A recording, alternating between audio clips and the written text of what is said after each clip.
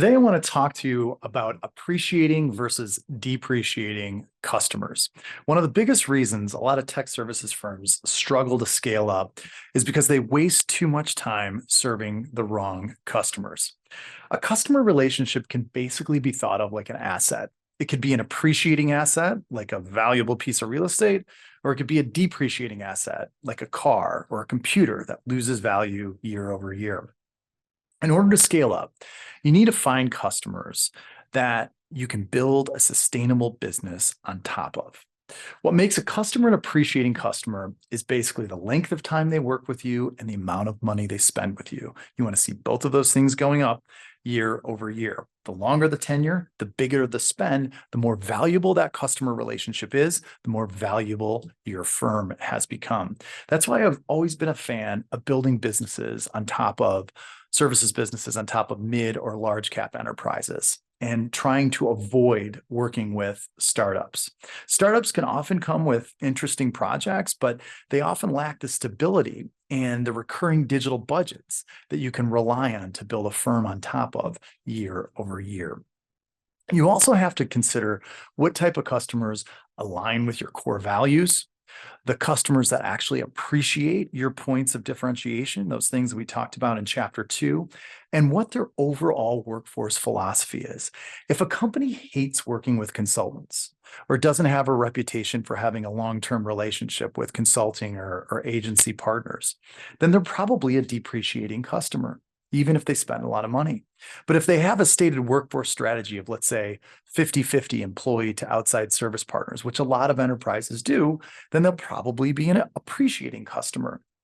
I remember we once worked with a German automotive parts manufacturers, big company, spent a lot of money, but they insisted that every statement of work, even if it was a follow-on phase to a project, be triple bid. And they almost always took the lowest price, regardless of who did the work prior.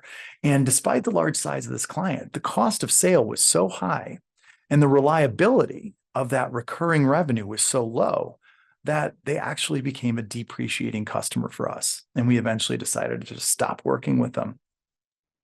Depreciating customers can't wait to stop spending money with you, where ironically, appreciating customers appreciate the work that you do and typically provide a better environment for your people to work in. Another aspect in identifying an appreciating customer is their size. I remember a number of years ago, we landed one of the largest global banks. And we were so excited.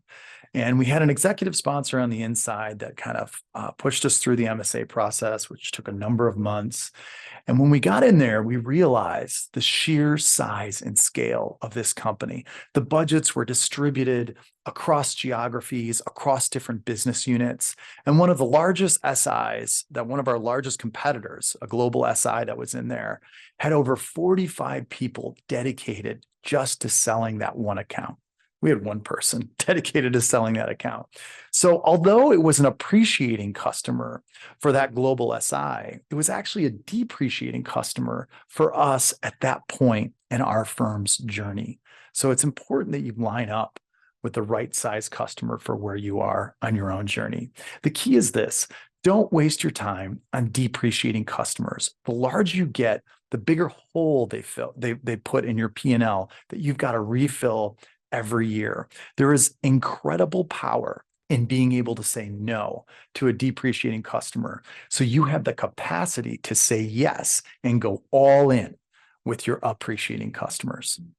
That's how you break through. I'll see you next time.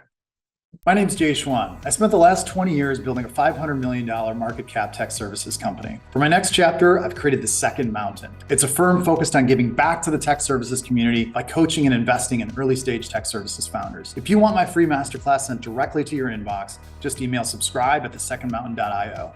Let's go.